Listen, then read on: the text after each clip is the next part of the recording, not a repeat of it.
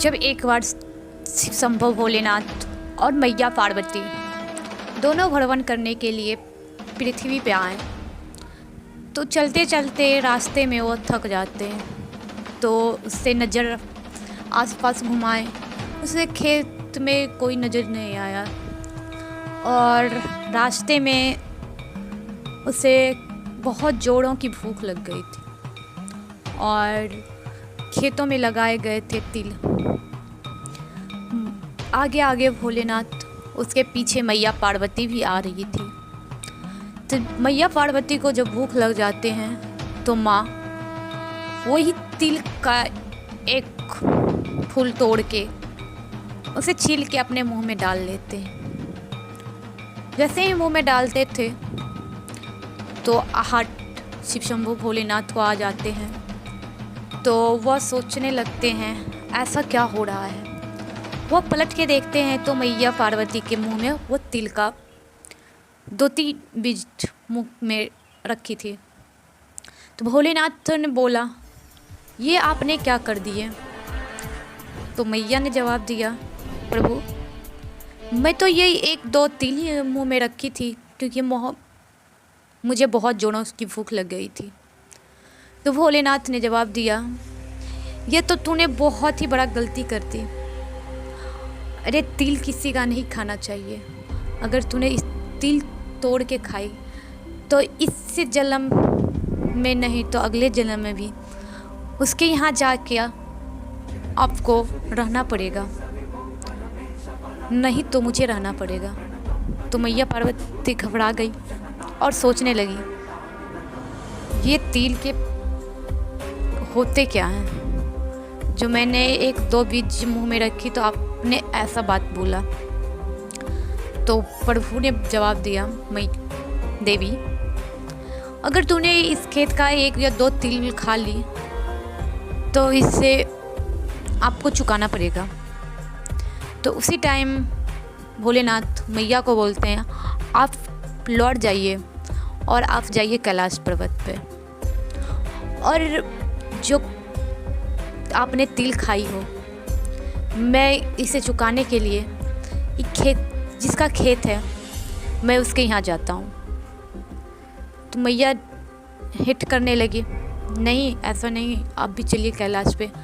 तो भोलेनाथ जी समझाने लगे, नहीं आप लौट जाइए, मैं आ जाऊँगा थोड़े दिन में। तो मैया पार्वती लौट जाते हैं और शिव शंभो भोलेनाथ चले जाते हैं। जिसके खेत में तिल लगा हुआ था उसके यहाँ जाते हैं भोलेनाथ। और उस टाइम जो खेत का किसान था वो घर पे नहीं था और उसकी पत्नी थी।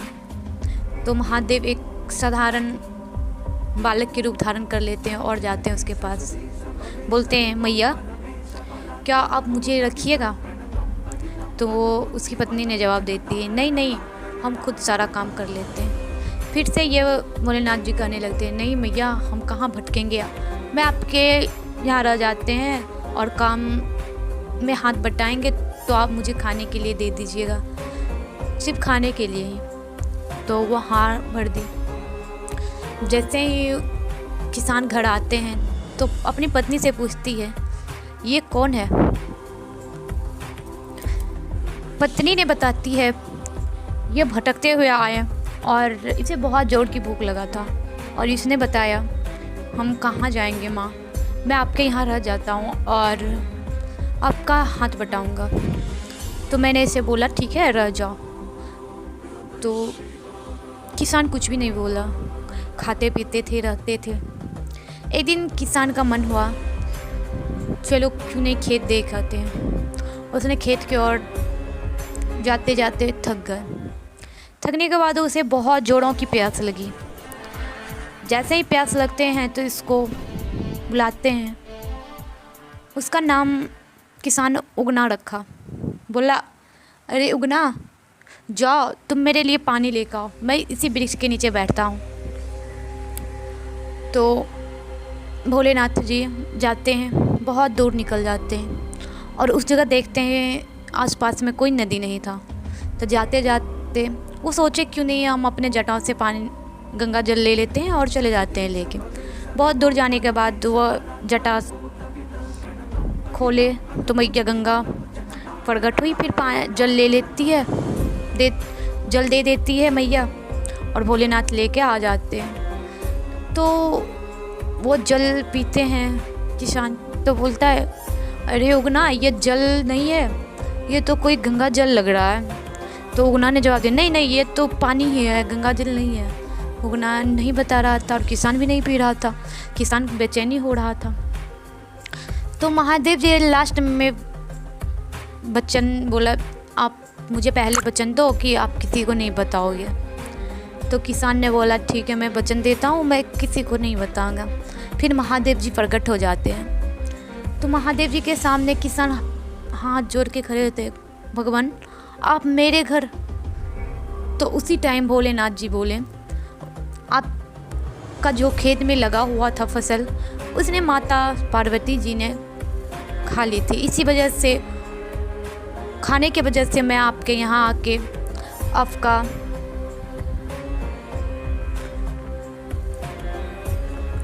बदला चुकाने आया हूँ। तो बोला भगवान आप मेरे घर कोई काम मत करना। और भगवान उस किसानों से बताता है, तुम मेरे बारे में अगर किसी को बताते हो, मैं उसी क्षण आपके घर से आ जाऊंगा। तो बोलता है ठीक है। तो घर जाता है, कुछ समय बीत गया और एक दिन ऐसा हुआ कि उसकी पत्नी का तबीयत ख़राब था और घर में किसान भी नहीं था। तो ये उगना जाके घर में खाना बना रहा था। उस टाइम थोड़ा चूल्हा में खाना बनाने के कारण चूल्हा बुझ गया था। चूल्हा बुझने के बाद तो पूरा धुआं होने लगा। तो उधर से किसान की पत्नी निकलती है और वही चेला उठा के उसको मारने के लिए दौड़ती है। तो आगे आगे उगना और पीछे पीछे उसकी पत्नी दौड़ती है। यह नज़र जब उस किसान पे पड़ा, किसान बोलता है, जब उसे रहा नहीं गया तब उसने आवाज़ लगाया, छोड़ दो, वो तो भगवान शिव शंकर है। उसी टाइम भगवान शिव शंकर वहाँ से लुप्त हो जाते हैं और उसी जगह यह गाना गाने लगते हैं। उसने गाना गाता है, हे रे उगना कतेक गेले रुसना, कतेक तोरा खोजबो रे यही बन में, हमर गलती के माफ कर दी है, हमर खाली झोली भर दी है। हे रे उगना कतेक गेले रुसना, कतेक तोरा खोजबो रे यही बन में। इसलिए दोस्तों, भगवान किस रूप में प्रकट हो जाते हैं यह पता नहीं, और अपना दंड चुकाने के लिए सबको इस धरती पर आना ही पड़ेगा। अगर आप सोच रहे हैं कि हमें अगले जन्म में नहीं मिलने वाला है, तो आपको इसी जन्म में मिल जाता है। और दोस्तों, अगर इस कहानी प्रेरणादायक से आपको कुछ सीख मिले तो आप कमेंट में ज़रूर बताइएगा।